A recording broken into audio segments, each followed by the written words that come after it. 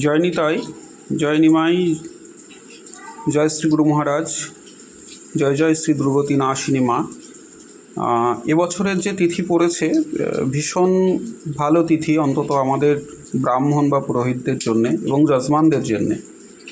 তো আমাদের আসাম, আমরা সেই মায়ের পূজা আদি করতে যাব।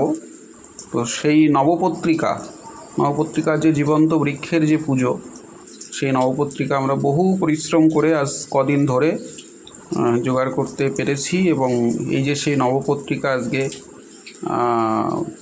রোপিত হলো, এই নবপত্রিকাটা আমরা ভীষণ পরিশ্রম করে আসামে নিয়ে যাব বলে আমরা ব্রত করেছি, এবং সেই ভক্তদের উদ্দেশ্যে জানাচ্ছি এটা কিন্তু ভীষণ ফলপ্রসূ এবছরের পুজো। তো সুতরাং সবাই সেই মিলন মঞ্চে এসে দাঁড়াবে এবং অবশ্যই যেন এর যে ভালো দিকগুলো আছে সেগুলো যেন তোমরা পাও, সেটা কিন্তু তোমরা সবাই মাথায় রাখবে।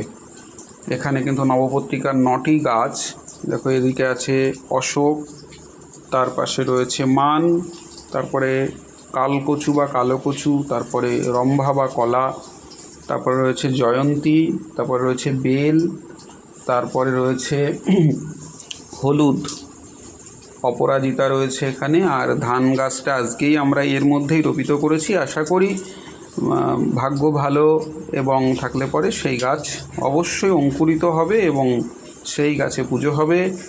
এটা কিন্তু বিশ্বের ইতিহাসেই প্রথম জীবন্ত নবপত্রিকার পূজা, যেটা আমার মাধ্যম দিয়ে শুরু হতে চলেছে। তোমরা কিন্তু সবাই এই সুন্দর মুহূর্তটাকে ভোগ করবার জন্য মিলন মঞ্চে এসে উপস্থিত হবে। সবাই ভালো থেকো। জয় নিতাই, জয় নিমাই।